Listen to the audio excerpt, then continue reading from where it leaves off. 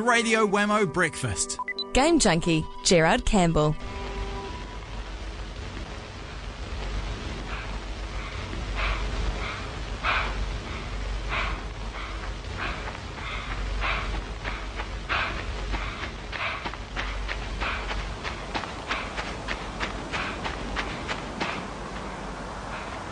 Well, that's atmospheric, isn't it?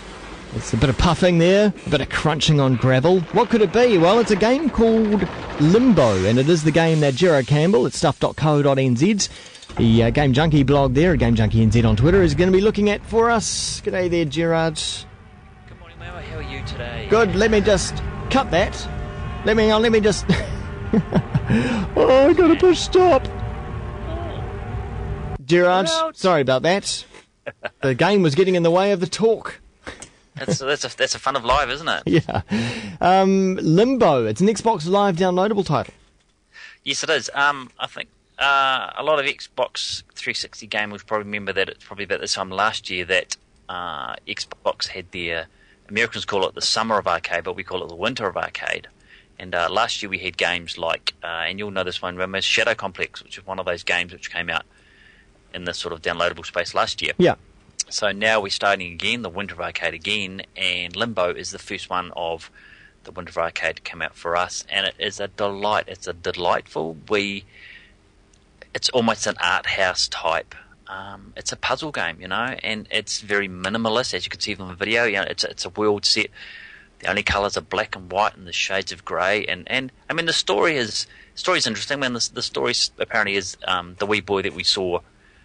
He finds himself, in this weird, dangerous environment, and he has to try and track down his sister who's missing. But along the way, he's going to go through this creepy-looking forest. He's going to go through an abandoned city, and he's going to have to go through, a factory that's got huge, big cogs and electricity and water, and it's one of those puzzle games that is going to frustrate you. And you'll die lots. You will die lots. And the puzzles are very clever, though. You'll find that you'll have to go into a room. You'll have to pull. You might have to pull a platform so that when you pull a lever in one puzzle, you've got to pull a platform that opens it, sort of like a gateway for a box. And when you pull another lever, water will rise, and then that box will rise up. And then you'll have to climb up a ladder, then jump on that box as it gets to you, and then climb up to another level. It's very, it's just going to make you think.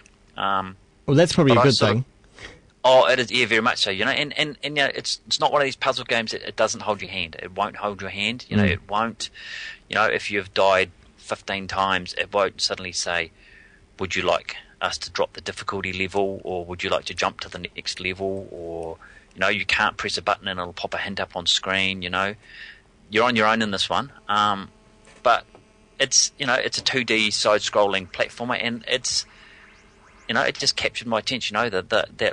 The visual look of it is just impressive. And it's very minimal sound too. The only sound you can hear are you hear the footsteps. You hear the footsteps. You hear dripping water. You can hear the buzz of electricity. You can hear when trees fall over. You can hear the crash of trees. So it's very minimal, but it's one of those games that I think it's going to really, really appeal to puzzle fans. Visually, how much depth does the gameplay have? Because it looks to me like a side scroller. Yes, it is, yeah. But is there any depth to that at all?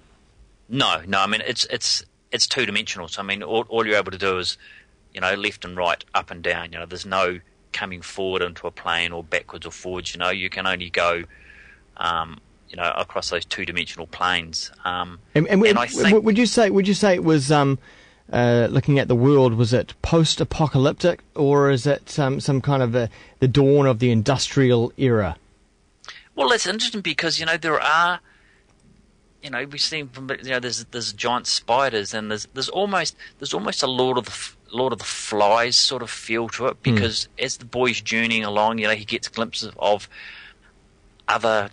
They look like children, and they throw spears at him and blow darts and chase him and that sort of thing. So it's almost as if it is sort of a post-apocalyptic. This world is very desolate and sort of,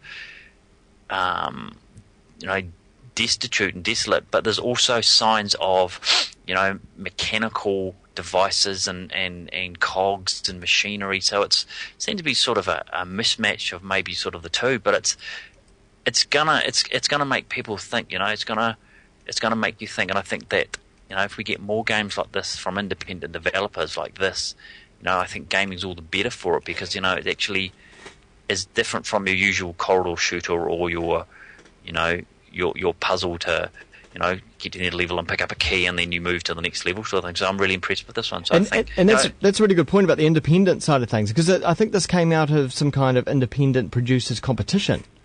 Yes, I think it did. It got a lot of awards at independent game festivals too. For its visual look and and I think because the games industry is very competitive, you do have to have a point of difference that's going to stand out. And I think this one's got it. And I mean, it's 1,200 Microsoft points. I don't know what that sort of equates dollar-wise, but I think it's worth it. That's up on the top end for downloadable content, but I think it's well worth it, because I mean, it's such an exciting and such a great experience that I think that owners of 360 who like to be challenged a wee bit really need to sort of give it a crack and just go for it. Cool. Well, it's out now on the Xbox 360 in the live arcades, 1,200 Microsoft points.